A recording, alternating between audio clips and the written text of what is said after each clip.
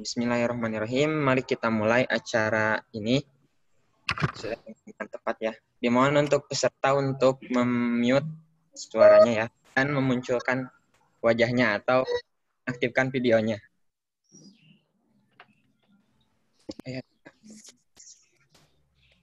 Alhamdulillah.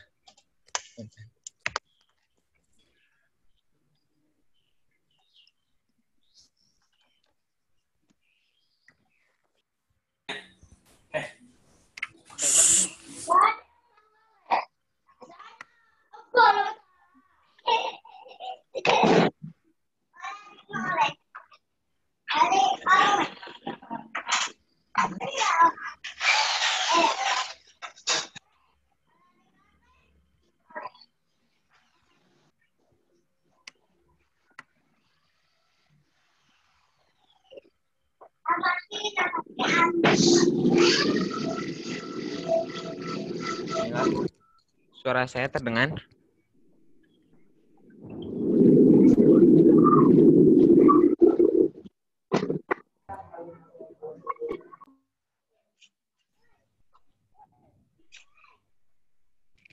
Baik, mari kita mulai acara ini.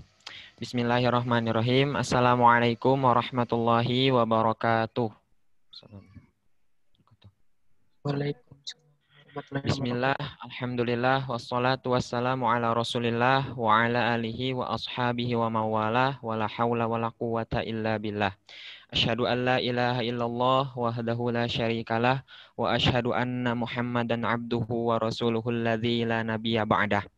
Allahumma salli ala sayyidina Muhammad wa ala ali sayyidina Muhammad.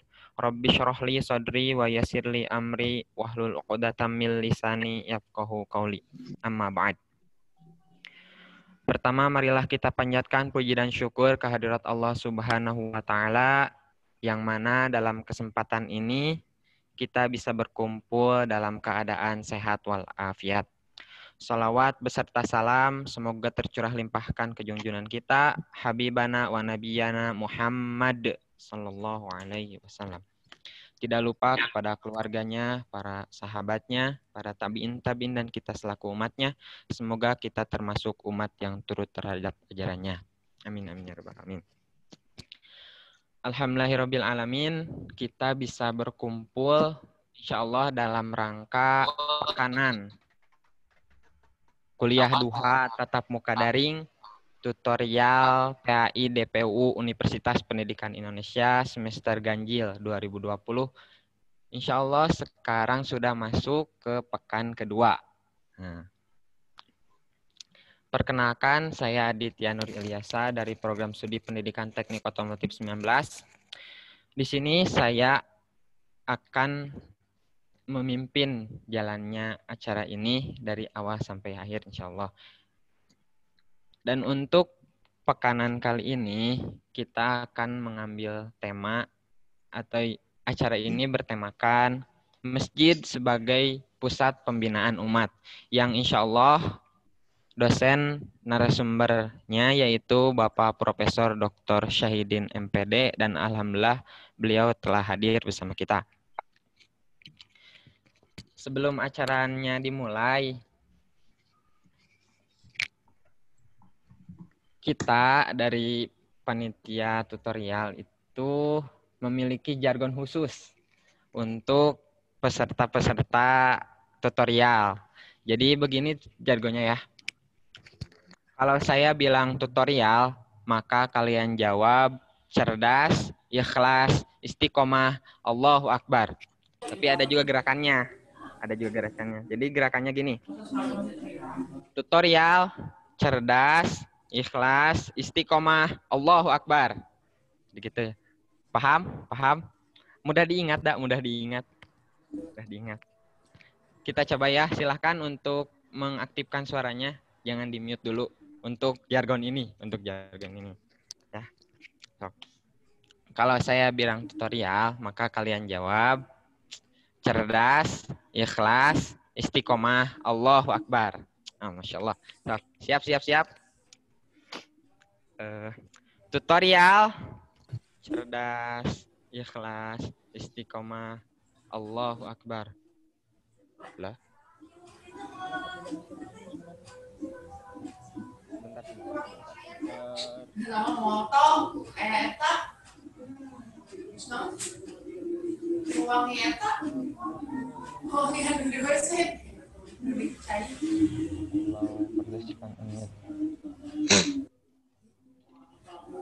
Bisa? Sekarang bisa nggak?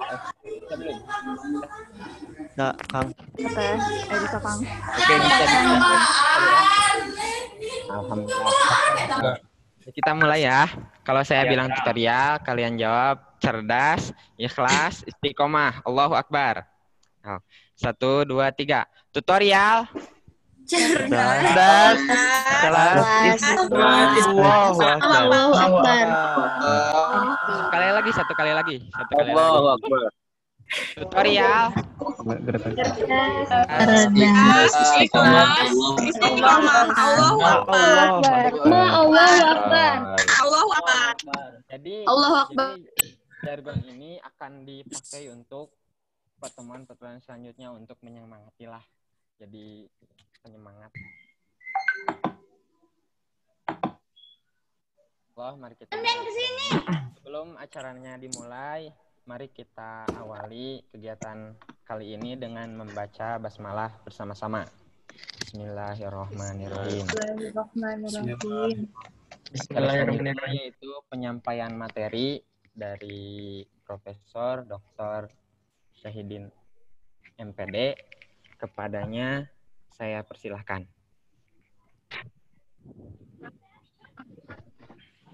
Bismillahirrahmanirrahim.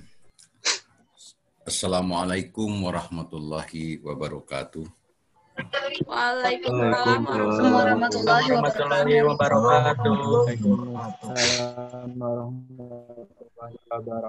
Alhamdulillahi rabbil alamin. Wa bihi nasta'inu ala umuri dunya waddin. Wassalatu wassalamu ala asrofil mursalin Sayyidina Muhammadin wa ala alihi wa sahbihi ajmain amma ba'du. Ayuhal hadirun, adik-adik peserta tutorial jamaah Jumiyah. Jamaahnya di Jum ini ya. Yang saya cintai, saya banggakan. Alhamdulillah pagi ini kita bisa berkumpul untuk mengikuti satu program yang dilaksanakan di UPI yang terkait dengan pelaksanaan kuliah pendidikan agama Islam ya, dan seminar pendidikan agama Islam. Ini pesertanya mahasiswa PAI atau SPAI ini? PAI atau SPAI ini pesertanya ini? PAI, Pak. PAI ya. Oh ya. Jadi adik-adik baru ya, mahasiswa baru ya. Baik, kalau begitu pertama-tama tentu saya menyampaikan ucapan selamat ya. Selamat datang karena baru 1 bulan mungkin ya. Selamat datang, selamat bergabung dengan keluarga besar Universitas Pendidikan Indonesia. Yang kedua tentu kalian patut bersyukur kehadirat Allah karena betapa banyak yang berminat untuk bergabung jadi keluarga besar UPI tidak kesampaian. Ya, kalian termasuk orang yang terpilih begitu. Kalian yang termasuk orang yang mendapatkan kesempatan untuk bisa belajar di Universitas Pendidikan Indonesia. Banyak pemuda di seberang sana yang ngantri tapi tidak kejaring, tidak dapat kesempatan. Sebab itu perlu bersyukur. Bagaimana cara bersyukurnya? Cara bersyukurnya yang pertama tentu kita harus melaksanakan tugas sebagai mahasiswa dengan sebaik-baiknya. Mengikuti kuliah, kemudian melaksanakan tugas-tugas, mengikuti aturan main atau peraturan-peraturan yang ada di kampus dan seterusnya. Nah, kemudian rasa syukur kita itu juga akan kelihatan kalau memang kita menyadari, mensyukuri bahwa segala sesuatu yang kita lakukan itu koridornya ke situ, maka insya Allah akan dimudahkan oleh Allah. Karena niatnya juga, jangan lupa, niatkan untuk beribadah. Jurusan apapun, belajar ilmu apapun yang ada di sini, itu harus diniatkan untuk ibadah. Jangan salah kaprah, karena kuliah agama saja disebut ibadah itu tidak benar. Ibadah itu di dalam Islam, prinsipnya kita ini al-hayatu kulluha ibadah. Hidup dan kehidupan kita ini selama di muka bumi ini, semuanya itu termasuk ibadah. Manakala kita tahu, kita niatkan. Nah, kalau tidak kita tahu dan kita tidak niatkan untuk ibadah hanya kepada Allah, maka apapun yang kita lakukan tidak bernilai pahala atau tidak mendapatkan pahala dari Allah. Tidak disebut sebagai ibadah.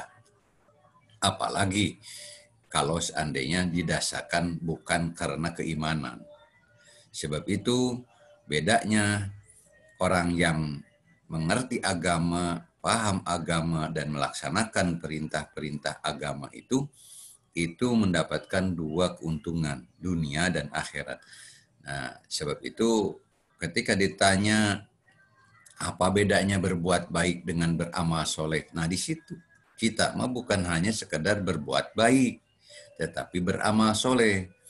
Kalau hanya berbuat baik, orang yang tidak beriman, orang yang tidak melaksanakan perintah agama, katakanlah atas nama agama, itu bisa.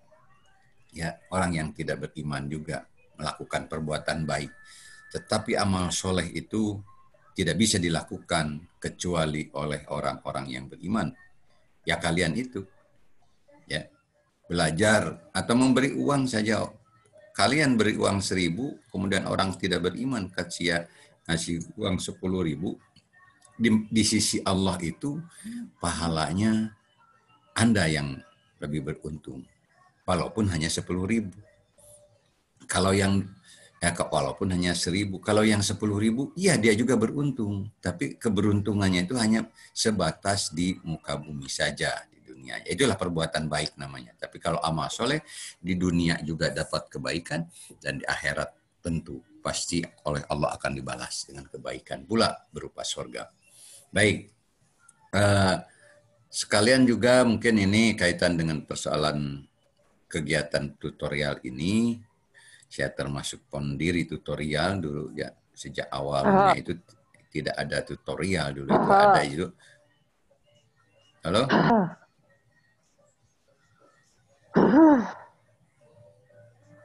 Apa itu suara? Halo? Siapa? Halo? Bisa didengar suara saya? Bisa, Pak. Bisa, Pak. Ya. Ya bisa, Pak. Ya.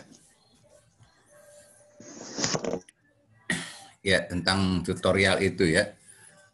Dulu hanya kuliah duha saja, ya. Sekarang sudah ada tutorial. Ini juga salah satu bentuk pengelolaan atau kaitan dengan masjid, ya. Masjid itu dulu hanya sekedar tempat ibadah ritual. Nah, dengan adanya konsep pemberdayaan masjid, ya, pembinaan umat, saya menulis buku tentang pemberdayaan umat berbasis masjid. Itu tahun berapa ya? Tahun 2000-an kayaknya, rasanya tahun 2000-an ya. Udah lama lah gitu. Ya 2003-an lah gitu. Tapi kelihatannya masih sampai hari ini ya masjid itu seperti itu aja kan gitu ya.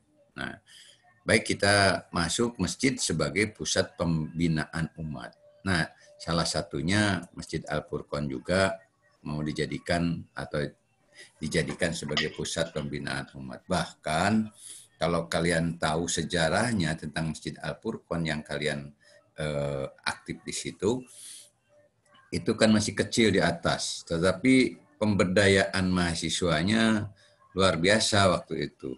Jadi pusat perkaderan di situ. Dan para guru saya dulu itu sudah memasukkan para mahasiswa itu menyebar di sekitar kampus UPI.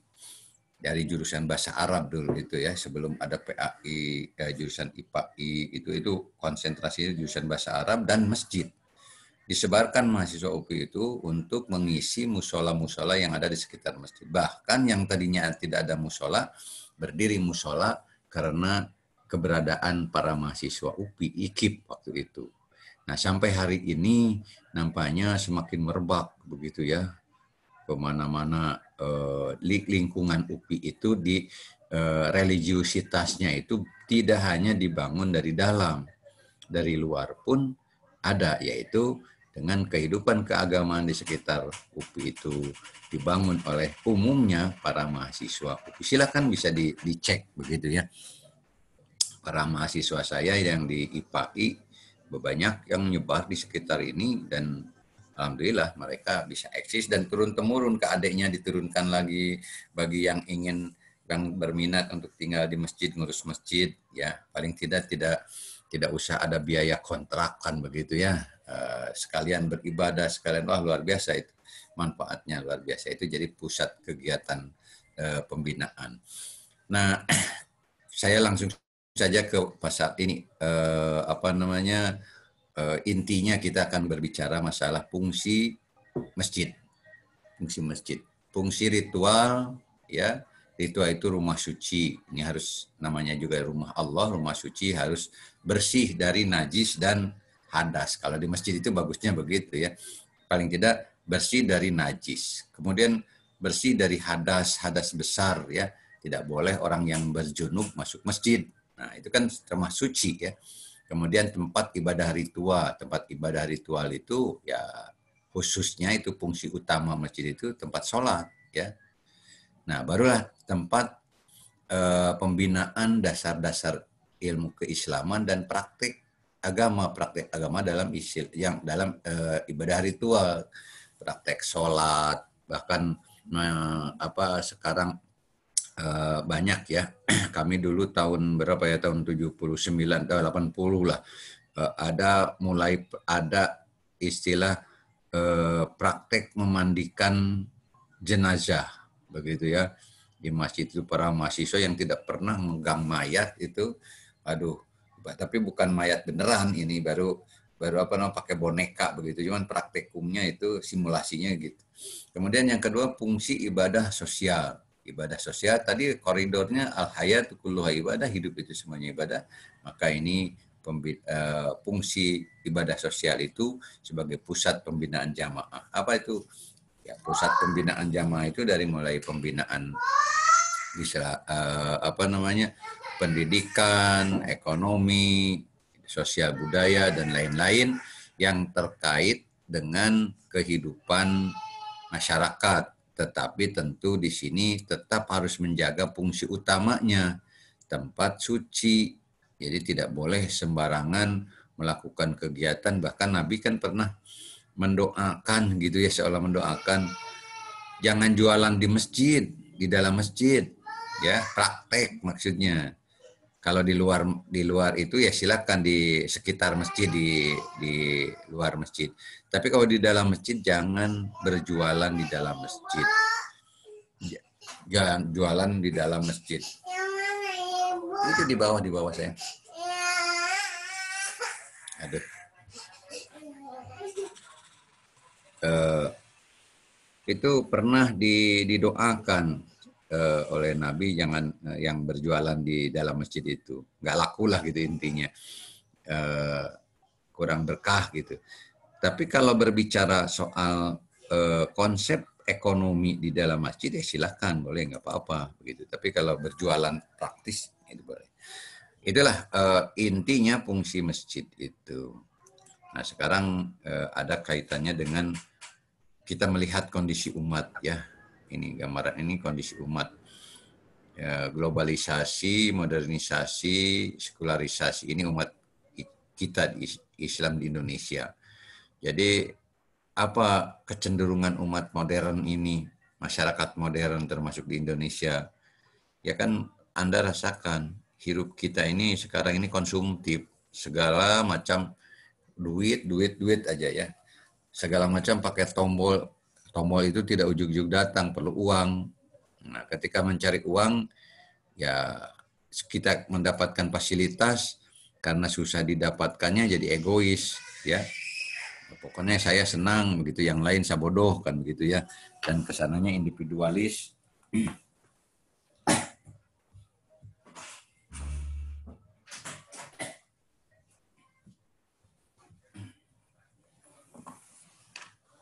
Ya, kemudian ya ini satu rangkaian ya, individualis, hedonis, materialis, kehilangan arah, agama hanya sebagai simbol. Masjid bagus tapi kurang berfungsi.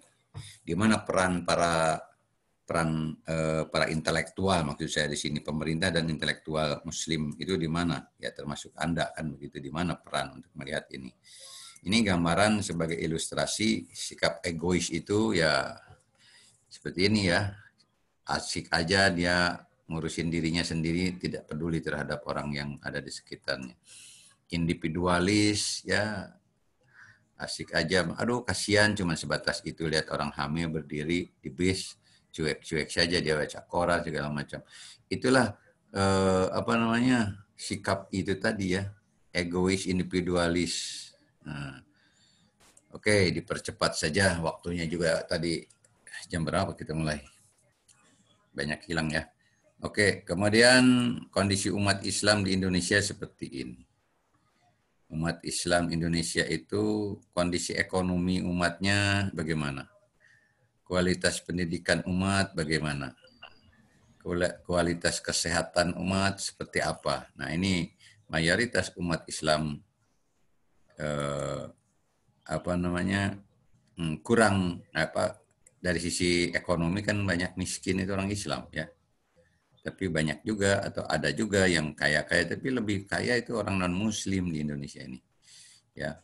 Apalagi kalau sudah cerita politik itu bisa ngatur segala macam orang non muslim itu. Naga 9 itu masa ditangkap langsung dibakar itunya, kejaksaannya itu kan udah keterlaluan itu ya. Itu harus dibersihkan orang-orang kayak begitu kan di negeri kita ini. Umat Islam banyak tapi tak bermutu gitu ya.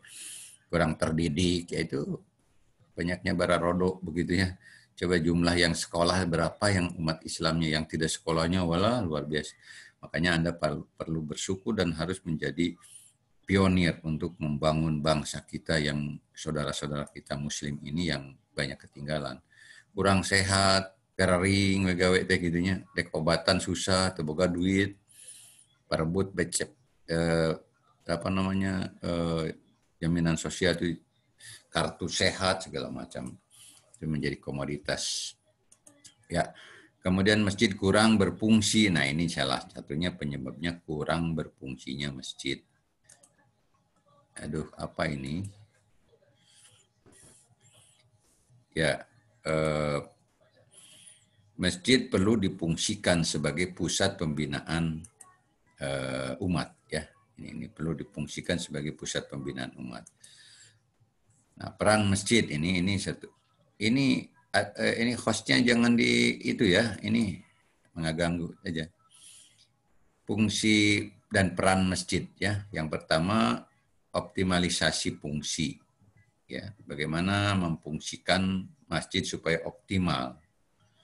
Nah, fungsi tadi yang dua, fungsi spiritual, fungsi sosial, bagaimana dioptimalkan. Kemudian bagaimana memanage masjid, ya, mengelola masjid supaya betul-betul efektif.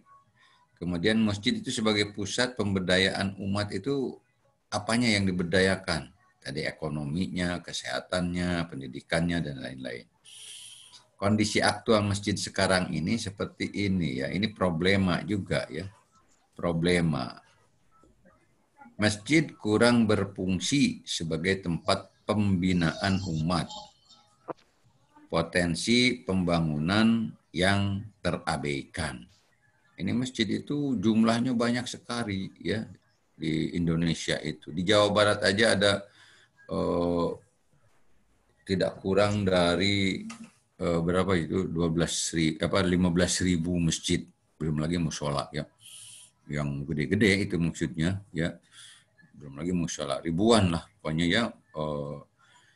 dari jumlah 40 juta itu mungkin saya kira dulu itu pernah meneliti ya jumlah se-Indonesia itu sampai 300 ribuan begitu ya. Jadi di Jawa Barat kan paling besar, mungkin sekarang sudah ada 60 ribuan masjid ya, dengan masjid-masjid kecil. Nah ini jumlah masjid terus bertambah, tapi kurang diminati untuk dikunjungi jamaah. Coba berlomba-lomba bikin masjid itu kenapa? Tapi tidak mau mengisi. Tadi kembali kepada pola hidup. Jadi hayang kapuji hungkunyeun masjid, apa bagus-bagus ari ngesiana embung ya. Ayo pada bagus-bagus, bahkan menjadikan komoditas mencari uang, cari sumbangan untuk masjidnya nggak tahu di mana itu. Coba Anda perhatikan, ada yang suka pakai mobil keliling-keliling cari untuk sedekah masjid, kejar coba. Boleh mahasiswa mah ya, buktikan kebenarannya itu, dikejar benar gitu kemana. Saya tahu itu, tapi pemerintah cuek aja, dibiarkan aja itu. Mesti ditangkap itu, memalukan banget itu ya. Ya, manajemen pengelolaan masjid pada umumnya belum tertib sehingga kurang berwibawa. Ini pengelolaan ya, kurang tertib, kurang nyaman. Ke masjid itu takut hilang sepatu. Coba kan aneh kan gitu. Mestinya tempat berlindung, tempat nyaman, tempat beristirahat juga gitu. Beristirahat dalam arti sholat begitu ya, dan seterusnya. Di situ kan dari kelelahan bisa boleh lah selonjoran gitu, tapi jangan tiduran lama di situ karena nanti tidak tertib lagi masjidnya ya. Ya itu fungsi masjid ya. Kemudian ini fungsi tadi konsep pemberdayaan. Nah, dengan problematika seperti itu ya, bagaimana ini masjid harus diberdayakan? Pemberdayaan bidang ekonomi, pemberdayaan bidang pendidikan, sistem pengelolaan masjidnya bagaimana? Nah ini gambaran ini umpamanya kecenderungan jamaah itu seperti pasif jamaah itu. Bagaimana supaya aktif? Nah pasif itu termasuk juga pengurusnya, diam aja gitu ya. Tidak proaktif merekrut orang-orang yang ada di sekitar masjid, jamaah masjid yang terdekat. Banyak di Bandung apalagi penduduknya padat. Masjid ada di samping pada bertemboknya sebelahan. Tapi kenapa tidak mau masuk ke masjid? Padahal muslim. Dari kecil lagi muslim. Kenapa itu? Jadi pengurusnya pasif, bahkan cenderung pengurusnya itu eksklusif, ya, menutup diri, ya. Jadi menutup diri, pokoknya gimana? Masjid warisan, celaka itu. Nah itu gimana supaya aktif, baik jamaahnya ataupun pengurusnya terutama. Kemudian konsumtif, biasanya masjid itu menerima, ya. Sodakoh, infak, zakat, hanya menampung aja, konsumtif kan. Bagaimana supaya masjid itu bisa mengeluarkan, bisa mensejahterakan masyarakat miskin di sekitarnya. Dari uang yang hasil infak itu dikelola menjadi menghasilkan, produktif gitu kan. Produktif, jadi hasil tidak hanya menerima, tetapi menerima iya, tapi juga memberi. Ya. Kemudian acuh tak acuh jamaah itu karena tidak dirasakan keberadaan masjid itu manfaatnya untuk kehidupannya. Ya, jadi yang tadinya acuh tak acuh bagaimana membangun komitmen supaya masjid itu dirasakan dia milik dia dan harus dirawat, dijaga dan seterusnya. Kurang peduli terhadap lingkungan. Ya masjid itu sepertinya sendiri-sendiri aja dengan lingkungan yang saya ceritakan tadi, tidak peka pada lingkungan terdekatnya saja. Ya itu tetangga masjid sampai tidak tahu pengurus masjid atau tidak pernah masuk masjid padahal dia muslim. Ya bagaimana masuk ke masjid, kapan dia, kalau kesehariannya tidak, kemudian begitu Idul Fitri, Idul Adha, pergi ke lapang, sholatnya di lapang. Jadi kapan masuk ke masjidnya, padahal tetanggaan dekat gitu ya. Kemudian monoton ya dan dinamis begitu ya, supaya menjadi dinamis. Tadinya hanya begitu-begitu aja, supaya bagaimana supaya dinamis. Ini satu lagi, pemberdayaan masjid semestinya itu pusat peningkatan kualitas iman takwa melalui ibadah ritual. Betul-betul ya dirasakan begitu masuk ke masjid, tenang hati itu ya, tidak gelisah ya. Kemudian pusat peningkatan kualitas ya pengelolaannya juga harus ini bagus, pendidikan pusat pembinaan pendidikan, kemudian pusat pemberdayaan sosial kultural masyarakat. Nah, ketika mengangkat sosiokultural ya di masjid tentu harus dipilih mana yang pantas dilaksanakan di masjid, mana yang tidak, dengan menjaga tadi ini fungsi ritual masjidnya itu. Nah, masyarakat muslim ideal dengan masjid itu mestinya mah iman takwanya dan akhlak mulianya terbangun. Masyarakatnya jadi cerdas sekitarnya khususnya gitu dan terampil, sejahtera begitu ya. Kenapa itu banyak bank keliling ya, rentenir gitu ya. Kenapa tidak ke masjid pinjam uang itu ke pengurus masjid yang hasil sodako itu diputarkan di situ. Jadi orang terkait dengan itu dan tentu tidak praktek haram, bunga, riba begitu ya. Ya tapi di situ saling memberi gitu. Ayo kita pinjamkan tapi kamu harus bertanggung jawab, ini dikembalikan, ada infaknya untuk yang lain-lainnya juga kalau mendapatkan diproduksikan. Kan tentu ada juga yang konsumtif. Sehat batin, lahir batin, kemudian mestinya ya dengan masjid itu membangun kesehatan lahir dan batin jamaahnya, kemudian istiqomah dalam keimanan, sejahtera ujungnya lahir dan batin. Pertanyaannya di mana peran kita termasuk intelektual? Kalian mungkin tetangganya itu ada masjid juga kan di sekitar kalian itu. Apakah sudah ikut campur, sudah berperan? Enggak begitu ya. Nah, peran yang paling utama ya, peran pendidikan masjid, karena kita ini dari lembaga pendidikan. Jadi fungsi masjid ini yang pertama transformasi of Islamic knowledge, dari peran pendidikannya ini mentransformasikan pengetahuan keislaman ya. Di masjid belajar sholat, belajar baca Quran, itu bagus di masjid. Ada dua keuntungan, tinggal di masjid atau duduk di masjid dengan niat iktikaf itu pahala. Ya, hanya walaupun tidur-tiduran begitu ya. Kalau masuk ke masjid ada doanya, bacakan doanya, kemudian niatkan untuk iktikaf. Walaupun 5 menit itu niat iktikaf itu ada pahalanya. Kemudian transformasi of Islamic culture. Jadi mentransformasikan budaya Islam di masjid itu ya, budaya Islam. Dan yang terakhir transformasi of Islamic value, transformasi nilai-nilai keislaman ditransformasikan. Ini fungsi pendidikan masjid. Jadi itu apakah sudah berfungsi atau belum seperti itu? Gitu ya. Nah, saya kira itu saja ya materi yang saya sampaikan, karena tadi awalnya juga udah lewat. Dan ya silakan kalau mau ada tanya jawab. Ya. Silakan. Alhamdulillah, terima kasih kepada Bapak yang telah menyampaikan materinya. Semoga apa yang disampaikan dapat diaplikasikan dalam kehidupan sehari-hari oleh kita. Amin ya rabbal alamin. Selanjutnya adalah sesi diskusi. Jadi mangga kepada teman-teman yang ingin menanyakan kepada dosen pemateri, silahkan di fitur chat ada raise hand. Nah, yang ingin bertanya silahkan raise hand terlebih dahulu, nanti saya tunjuk siapa yang akan bertanya. Seperti itu.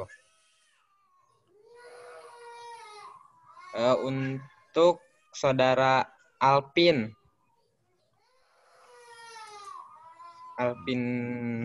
Giovanni. Nah, silahkan. Terima kasih waktunya. Apakah suara saya terdengar? Terdengar, enggak? Assalamualaikum warahmatullahi wabarakatuh.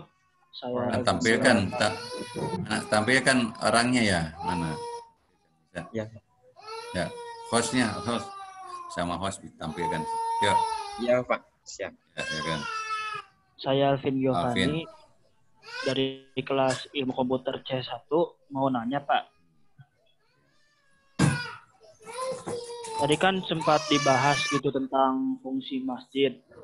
Nah, saya tuh sering menemukan masjid yang kalau misalkan sudah malam itu dikunci oleh pengurusnya. sedangkan tadi sempat dibahas oleh Bapak fungsi masjid juga bisa untuk tempat tinggal gitu untuk sementara. Nah sebenarnya yang benar itu masjid tuh kalau sudah malam tuh dikunci agar tidak kehilangan barang-barang berharga atau emang terbuka gitu untuk umum. Ulang, terbuka untuk saudara muslim atau muslimah. Terima kasih. Ya. Ya. Cuma di satu-satu aja jawab gimana? Satu-satu dijawab ya supaya langsung ya. Ya Pak, maka Pak.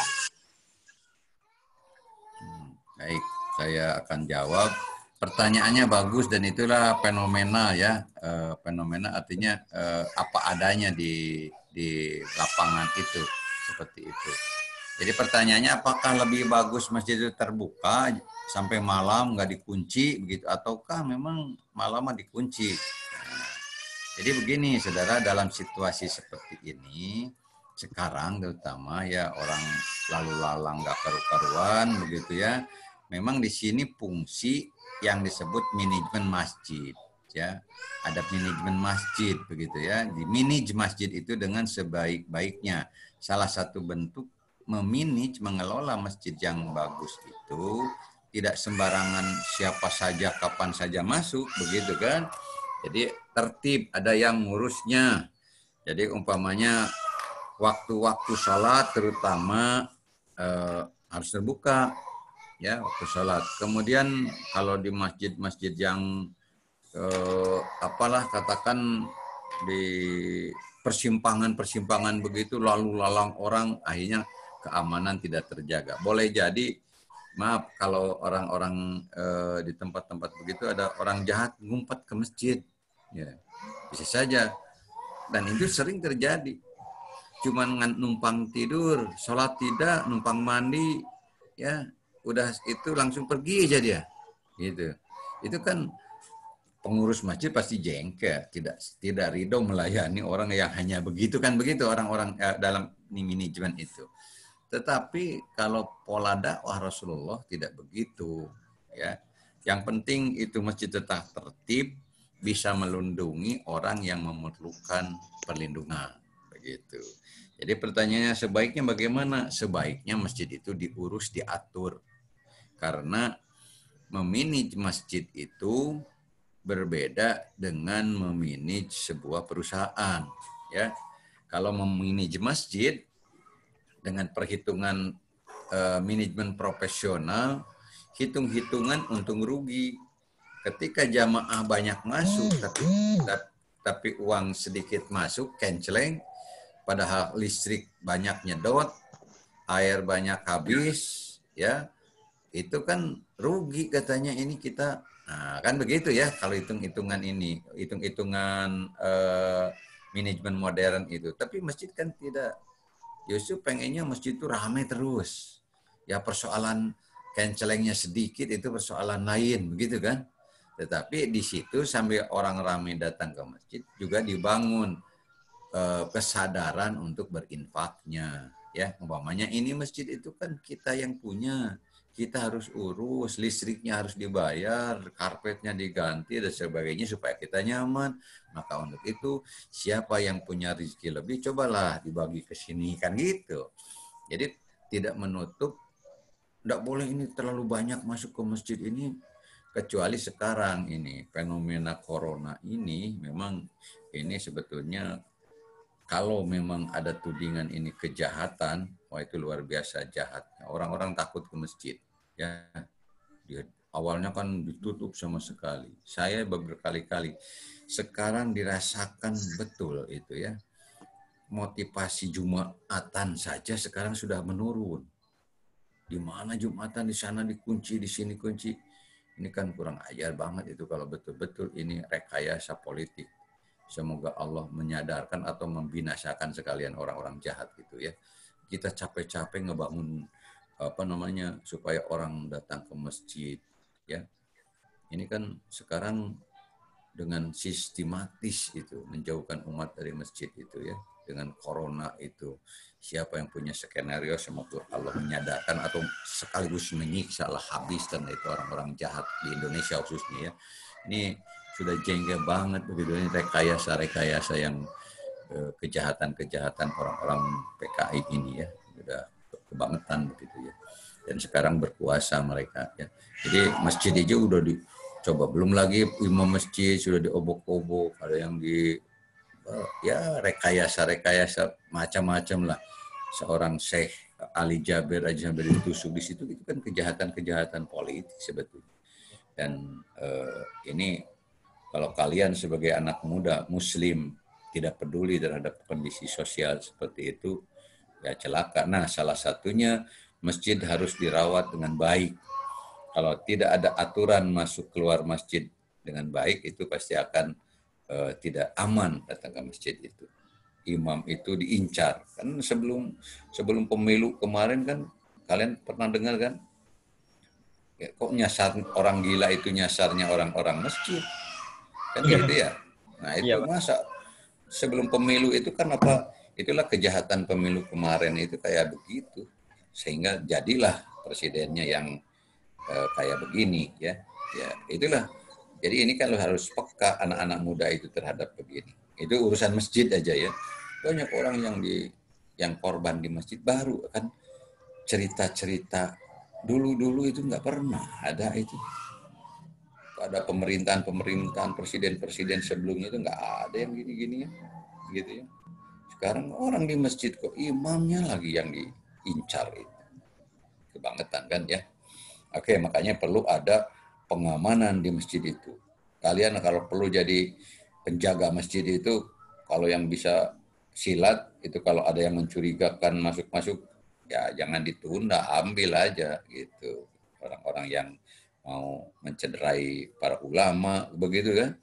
Makanya harus kuat jadi anak muda itu. Dulu kami di Al-Furqon itu, angkatan saya itu angkatan pertama pada tutorial. Kami belajar dulu memfungsikan masjid itu, diantaranya kami belajar silat di situ, perisai diri dulu. Bahkan pernah saya sendiri jadi atlet nasional dulu, bertanding di Jakarta atas nama UPI itu. Belajarnya dari masjid loh itu ya. Nah itu makanya anak masjid itu jangan identik dengan anak loyo, tak berprestasi lah, udah parah itu. Apa yang diharapkan umat untuk dirinya aja nggak bisa, kan begitu ya. Jadi harus struggle, harus kuat, gitu ya, harus siap. Siap itu ilmunya siap, fisiknya juga siap. Kalau diajak jihad itu kan memang harus siap, jangan paling dulu lari, gimana itu, ya. Nah itu, oke. Itu ya dari saudara siapa, Alvin tadi ya. Jadi sebaiknya diatur dengan bukan selamanya ditutup, bukan selamanya dibuka. Kalau terbuka terus juga keamanannya, nanti barang-barang di masjid bisa hilang. Zaman sekarang ini kan jangan orang non-muslim, orang Islam sendiri juga bisa terjadi itu, mencuri apa aja yang di dalam masjid itu ya. Oke. Ada lagi silakan. Baik, terima kasih Bapak. Oh, ada yang bertanya lagi Pak.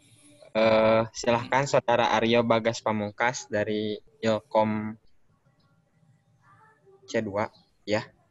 Ya. Assalamualaikum, kedengaran Pak? Salam. Siapa namanya? Silakan. Ilkom. Aryo, Pak. Aryo Ilkom ya.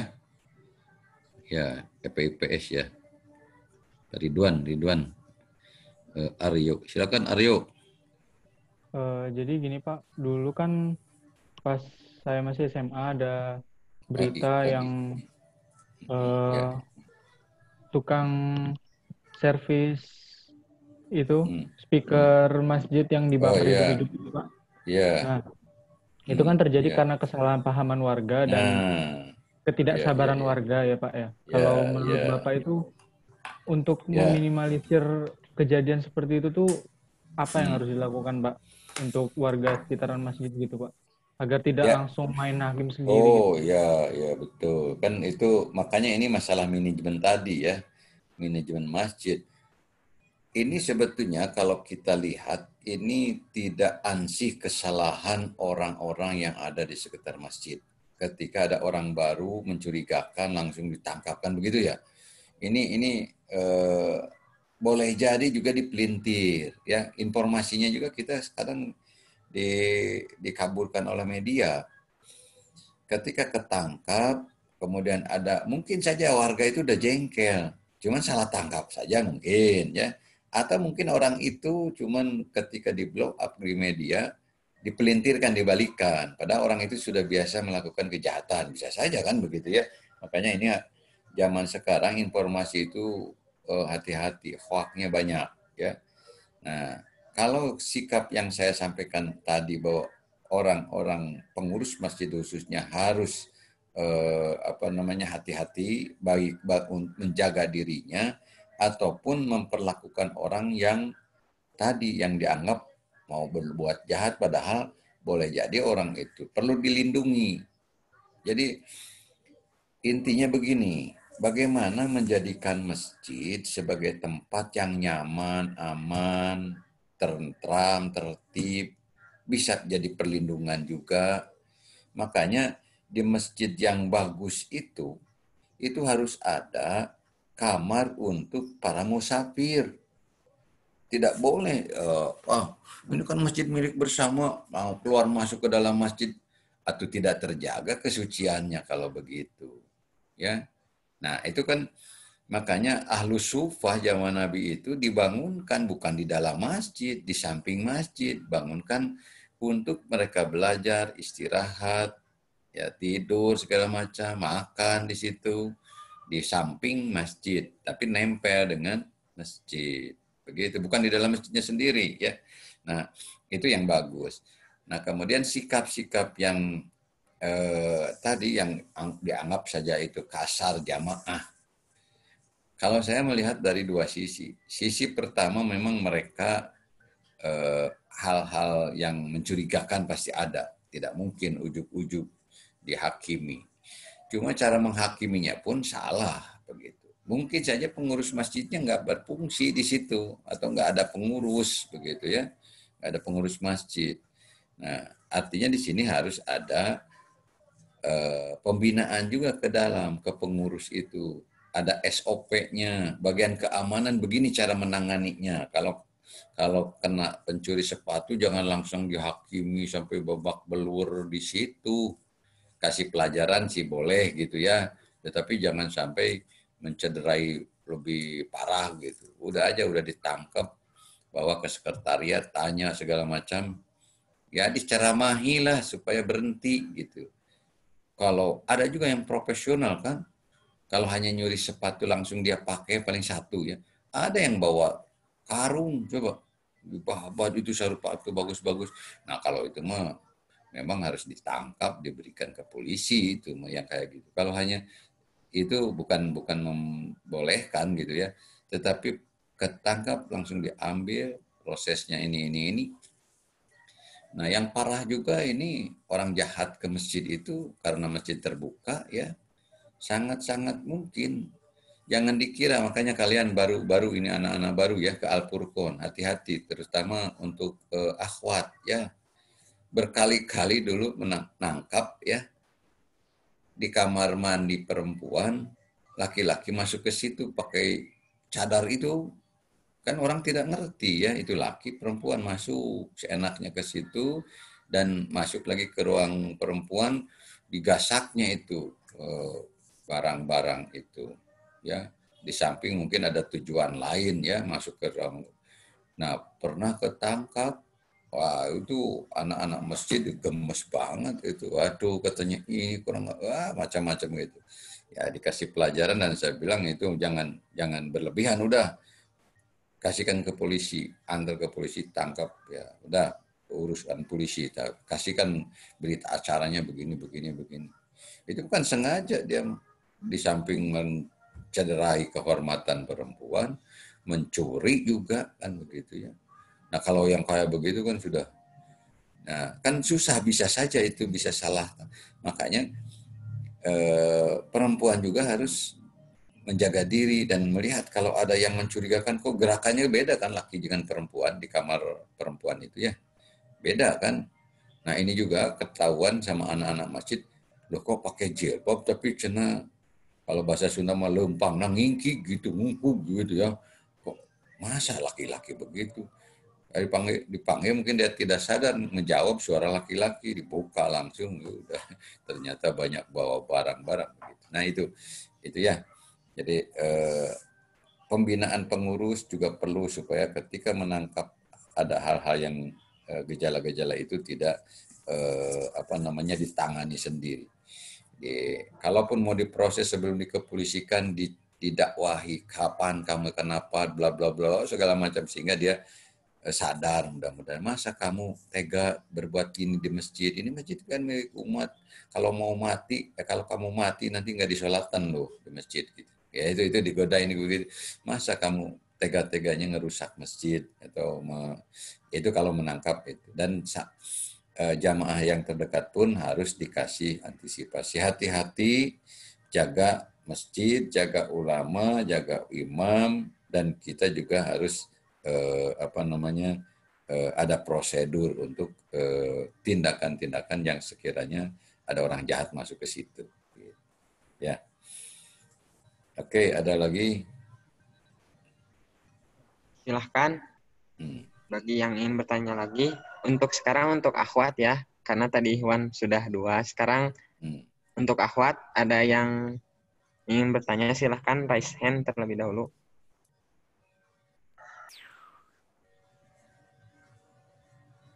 Ya, silakan. Ada di itu nggak di apa? Di chatnya tuh ada di chatnya, coba hostnya bacakan atau ada di chat itu apa tuh? Ada sebentar Bapak. Pertanyaan banyak di situ tuh di chattingnya. Oh ya, silahkan yang ingin bertanya bisa juga via chat ya, chat Zoom. Kalau ya. Siap.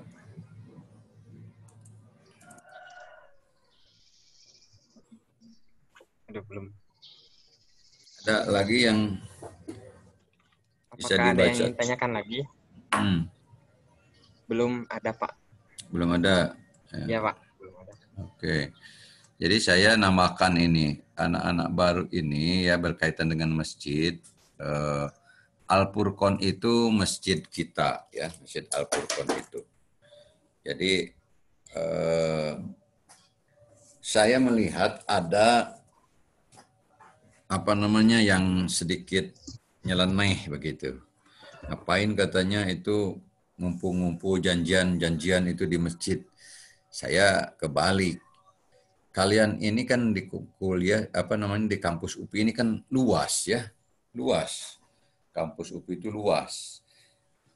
Kalau janji dengan teman, nanti kita ketemu di mana? Saya menyarankan di Al-Furqon. Ya, supaya kita dekat ke masjid daripada di tempat-tempat yang tidak jelas. Ya kalau memang mau belum makan sekalian mau ada traktir temannya di kafe di situ di kantin enggak apa-apa. Tetapi kalau tidak ada acara-acara untuk makan begitu ya bagusnya di Al-Furqon. Ambil air wudhu, bari itikaf, diskusi di situ. Waduh, itu pahalanya dan berkah begitu ya. Ramaikan masjid itu bukan hanya dengan sholat saja begitu maksudnya. Dan banyak itu tempat memadu janji. Kami juga dulu waktu mahasiswa memadu janji ya termasuk cinta kasih di situ, tetapi kan punya etika kalau di masjid ya daripada mojok di bawah parter situ di bawah pohon cemara remang-remang itu kan setan kesananya ya. Kalau di masjid masa iya. Saya dulu waktu masih muda seperti kalian itu sudah tingkat berapa lah, tingkat 3-an saat itu dengan banyak para aktivis lainnya. Ya ada dosen yang nyeletuk, kalian itu katanya kok pacaran di masjid, gitu ceritanya. Loh, apa bukan pacaran? Kalian itu mencari pacar di masjid, sambil ya agak marah beneran gitu ya. Karena memang ada pertemuan juga bukan satu-satu apa berdua begitu rame-rame. Kelihatannya ada yang nyeletuk itu, kalian itu cari pacar di masjid. Gimana Kang, kata adik-adik kelas saya itu. Gimana katanya itu ada kritikan dari beliau begini-begini. Entarlah saya ngomong ke beliau. Nah, akhirnya gitu lagi keluar lagi dari beliaunya itu. Saya tanya, Pak, kalau kami yang ini sudah pada gede, sudah dewasa, apa mencari jodoh itu lebih baik dari alun-alun atau dari masjid gitu. Oh, kamu bisa saja. Ya, saya bilang realisasi, realnya kan begitu. Kalau adik-adik saya atau teman-teman saya ini cari pasangan, calon di masjid, paling tidak kan muslim, saya bilang. Pasti itu muslim. Yang kedua, pasti dia sholat. Itu aja sederhana. Kalau dari alun-alun belum tentu anak siapa, orang mana, dan tentu sholat. Kecuali alun-alun utara, barat ya, di masjid juga kan alun-alun barat itu. Tapi kalau di emperan ketemu tempat di mana gitu ya. Nah itu maksud saya itu supaya masjid itu betul-betul difungsikan sebagai pusat pembinaan, pusat informasi kesananya kan tentang ilmu-ilmu ulumul Islam, tentang ilmu-ilmu umum juga. Diskusi fisika, kimia, komputer di masjid bagus itu. 2 pahalanya, itikaf, pahala mencari ilmu di situ ya. Jadi kalian jangan segan-segan. Masjid Apukon itu terbuka. Kalaupun bagian ruang tengahnya tertutup, itu masih di lantai 2, itu terbuka banget itu. Karena masjid kampus, itu sengaja didesain supaya mahasiswa betah di kampus. UKM tertentu di Al-Furqon itu banyak kan ya, bisa dimanfaatkan lantai 2, lantai 3. Tidak mesti ngumpul di bawah saja, kayak tutorial memang kalau program tutorial itu bukan UKM tutorial itu ya. Tutorial itu PAI itu. Jadi UKM lain silahkan gunakan masjid itu ya. Bahkan UKM non ini juga ekstrakurikuler, ekstra organisasi juga boleh saja asal jangan ditonjolkan keekstraannya. Ada HMI, ada PMII, ada IMM, ada PII, silakan aja. Asal jangan ditonjolkan terlalu ini. Karena masjid itu milik semuanya. Apalagi ini warga UPI, keluarga besar UPI. Ya. Jadi sekali lagi, kalian jangan segan-segan untuk memanfaatkan masjid sebagai sarana fasilitas untuk beribadah. Paling tidak, kalau mau minum-minum makan gratis. Dulu, nggak tahu saya belum lihat lagi di situ apa ada dispenser yang kalau zaman Pak Yatna sering hilang dispensernya, itu disimpan di luar, sering hilang, ada yang ngangkat katanya. Wah, saya bilang itu harus dikunci lah, jangan. Ya itu, ya. Silakan ada lagi yang mau bertanya sebelum Pak, ini ada bertanya, mungkin satu pertanyaan terakhir, Pak. Ya. Silakan. Jadi saya bacakan, Pak. Bismillahirrahmanirrahim. Assalamualaikum warahmatullahi wabarakatuh. Saya Fajri Maulana dari Ilkom Komputer C1 izin bertanya. Apa perbedaan perkembangan masjid untuk umat di zaman sekarang dengan perkembangan masjid untuk di zaman Rasulullah Shallallahu Alaihi Wasallam? Itu Pak. Perkembangan ya, perbedaannya ya sekarang dan dulu ya. Oke. Ya, ini harus baca sejarah pertama kan. Sejarah masa lalu itu bagaimana menjadikan masjid, perkembangannya bagaimana. Kemudian sekarang bagaimana. Secara latah, dulu masjid itu sebagai, makanya di berikutnya dijadikan masjid sebagai pusat pembinaan umat itu memang Rasulullah memberikan pola begitu. Ya.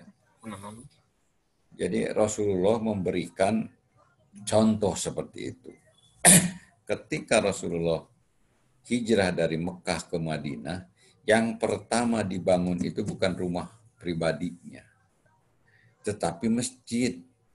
Ya, membuat masjid. Kenapa?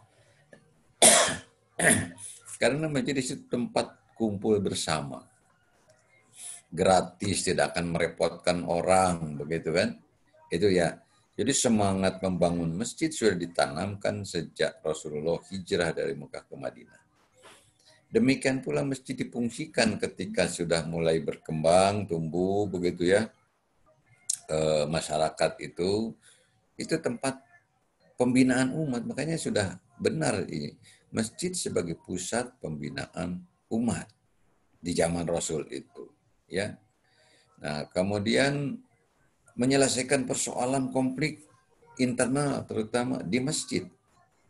Bahkan ada konflik dengan orang luar pun ditarik ke masjid sehingga mereka tahu, oh ini ya fungsi masjid itu untuk ini. Banyak orang yang mualaf yang menyatakan syahadat di Masjid Nabawi saat itu, ya. Nah, ini zaman Nabi. Kemudian kesini-sininya ya masjid semakin ya peradabannya semakin tinggi, kemudian kekuatan umat juga semakin mapan. Coba aja lihat ornamen-ornamen atau peninggalan-peninggalan zaman kejayaan itu, wah, masjid itu megah-megah. Ya. Di mana-mana itu di Timur Tengah lah katakanlah ya di sana. Sampai di Turki ya ketika Islam masuk ke sana ke Spanyol kayak begitu, termasuk ke di sini ke timur ya, ke Indonesia itu. Itu coba masjid-masjid yang dibuat oleh para wali dulu, itu konstruksinya dianggapnya ya gini, ternyata beberapa kali. Contoh kasus aja, Masjid Darussalam di mana tuh di Aceh waktu tsunami yang begitu dahsyat, diamankan aja nggak ini, cuman kotor aja kan gitu. Sementara di sekitarnya termasuk gereja pada hancur ya. Saya berkali-kali ke situ setelah tsunami itu, saya bilang kok ini masih ini. Saya datang ke sana ada acara, saya penasaran Pak, saya bilang ingin ke sana, diantar sama kawan teman dekat saya, Allahumma gfirlahu warhamhu, Pak, teman saya udah meninggal ya belum lama ini, itu mengantar saya ke masjid Baitur Rahman itu ya, itu di Aceh itu. Oh ini Pak, karena bekas tsunami ini. Kok saya bilang ini begitu dahsyat tsunami kan, masjid ini nagen, Pak, kapal itu bisa pindah ya dari kapal kapal pembangkit listrik bisa pindah berapa kilo gitu, 5 kilo lewat itu ngangklung gitu karena saking gedenya itu tsunami. Dari masjid itu ke ini tidak. Nah itu banyak juga contoh-contoh lain. Jadi pemberdayaan masjid zaman Nabi itu sampai ke para sahabat ini betul-betul dirasakan. Nah, ketika terjadi kemunduran Islam, ini pengaruhnya ya, maka bagaimana caranya menjauhkan umat dari masjid. Tadinya kan umat itu dekat ke masjid ya, sehingga pertumbuhan perekonomian segala macam berangkat dari masjid ya. Baitul Mal itu di masjid ya. Itu pusat pembinaan ekonomi, sosial, politik di masjid. Nah, ketika kemunduran, kejatuhan Islam itu dijauhkan. Ketika umat sudah meninggalkan masjid, maka Islam itu rontok begitu ya, umat Islam itu jatuh. Nah, ini indikasi ke arah situ sekarang sudah ada. Zaman sekarang ini rame-rame bikin masjid. Nah, ya fenomenanya itu. Sampai di pinggir jalan banyak yang nyegat untuk masjid. Tapi ketika sudah jadi tidak diurus. Itu kan persoalan, ya. Persoalan. Jadi semangat membangunnya ada, tetapi semangat memakmurkannya kurang. Oleh sebab itu peran kita sebagai para intelektual muda harus terlibat di situ. Bagaimana memakmurkan masjid. Saya bangga juga di satu sisi ya, karena sekarang banyak pemuda hijrah. Itu basicnya di masjid. Terlepas dari kekurangan, perbedaan segala macam, tapi saya semangat ada ruh baru gitu di kalangan muda.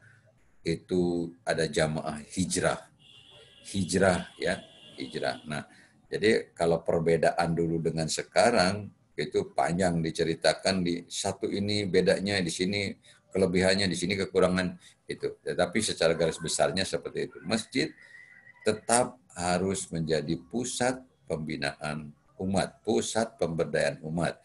Dulu betul-betul berfungsi masjid itu sebagai pusat pembinaan dan pemberdayaan umat. Nah, ketika kejatuhan Islam, umat Islam atau salah satu ciri menjatuhkan Islam ketika umat Islam jauh dari masjid. Ketika umat Islam pemahamannya masjid itu hanya tempat suci, tidak difungsikan secara baik, maka pemahamannya ya seperti contohnya gini. Saya pernah terkena juga imbasnya dari satu pemahaman. Dulu ada kegiatan KF ya, dananya besar sekali. Keaksaraan fungsional, pemberantasan buta huruf Latin lah, dana PBB segala macam. Saya mencoba meluncurkan sebuah konsep KFBM, keaksaraan fungsional berbasis masjid. Jadi belajar Latin di masjid. Se-Jawa Barat saya pernah jadi koordinator di situ. Tantangan yang pertama itu dari orang masjid juga. Kemudian di masjid itu katanya bukan belajar Latin, belajar Arab. Nah, itu kan pemahaman yang keliru. Tapi setelah diberi pemahaman-pemahaman, akhirnya bisa dilakukan keaksaraan fungsional berbasis masjid itu atau pemberantasan buta huruf Latin di masjid. Sasarannya jamaah, yang tidak jamaah juga belajar itu akhirnya bisa dilaksanakan. Itulah jadi fungsi masjid atau optimalisasi fungsi masjid. Baik, saya kira itu saja ya yang bisa saya sampaikan. Saya mohon maaf dan sekalian saya pamit karena ini waktunya juga sudah habis ya. Saya kembalikan ke host dan saya ucapkan terima kasih kepada semuanya dan pesan saya tadi ya, jadikan Masjid Al-Furqon sebagai pusat pembinaan kalian ya. Jangan segan-segan memanfaatkan Al-Furqon, dan setelah tutorial SPAI nanti kalian juga harus terlibat menjadi para pengurus seperti yang kakak-kakak saudara ini ya. Jadi harus bergantian. Jadi tidak selamanya mereka juga jadi pengurus tutorial. Mereka ke depan itu harus jadi sarjana. Gantilah sama kalian, gantian nanti ke bawahnya lagi terus begitu. Saya sejak mahasiswa jadi aktivis Masjid Al-Furqon, terus berjenjang saya, Profesor Ndis, juga Pak Dr. Edi, itu para pengurus saya kayak kalian awalnya begitu ya. Sekolah sana, sekolah sini, keluar, silaturahmi balik lagi, malah harus balik lagi ke sini mengabdi jadi dosen. Dan alhamdulillah sudah sampai kepada puncak karir. Kalau sudah profesor itu kan dalam berkarir dosen itu kan, ya itu ternyata saya Pak Prof. Ndis dan lain-lain begitu, itu basicnya dari masjid begitu ya, aktivis masjid. Bisa kok ketika orang melecehkan budak masjid macam bisa naon, tidak, ternyata bisa bersaing begitu ya. Baik saudara, begitu saja ya, terima kasih. Assalamualaikum warahmatullahi wabarakatuh. Waalaikumsalam warahmatullahi wabarakatuh. Alhamdulillahirrahmanirrahim. Terima kasih pada dosen pemateri yang telah menyampaikan materinya.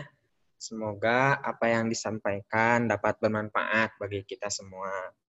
Dan untuk kita yang menerima materi, semoga bisa meramaikan masjid, terutama atau minimal masjid terdekat gitu. Masjid terdekat, ayo kita ramaikan supaya tidak diisen kalau kata bahasa Sundanya mah. Tuh. Alhamdulillah kita sudah masuk ke penghujung acara, yaitu penutupan. Demikian rangkaian acara pekanan kuliah Duha PAI tatap daring tutorial PAI DPU Universitas Pendidikan Indonesia semester ganjil tahun ajaran 2020-2021. Pekan kedua. Marilah kita tutup acara ini dengan membaca hamdalah bersama-sama. Alhamdulillahirrahmanirrahim. Disempurnakan dengan doa kifaratul majelis. Subhanakallahumma wa bihamdika asyhadu an la ilaha illa anta astaghfiruka wa atubu ilaik. Dan disemangati oleh jargon. Ayo kita jargon dulu. Oke. Kalau saya bilang tutorial pasti sudah ingat nyawa ya. Kalau saya bilang tutorial, maka kalian jawab cerdas, ikhlas, istiqomah, Allahu Akbar. 2 kali ya, 2 kali. Supaya ngerjain tugasnya semangat. Bismillahirrahmanirrahim. 1, 2, 3. Tutorial Cerdas. Istiqomah. Sekali lagi. Sekali lagi. Tutorial. Cerdas. Ikhlas. Allahu Akbar. Demikian yang bisa saya sampaikan. Mohon maaf apabila ada kesalahan, salah-salah kata, ataupun kata yang tidak bermanfaat. Saya Aditya Nur Ilyasa mohon undur diri. Yang diingatkan untuk sebelum keluar presensi out dulu ya, yang sudah di-share oleh panitia tadi di room chat Zoom ya, chat Zoom.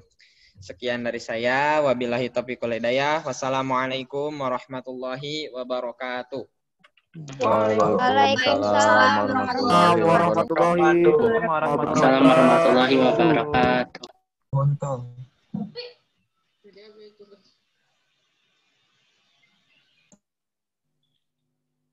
Silakan yang sudah presensi bisa lab. Mangga. Kasih Kang. Mangga.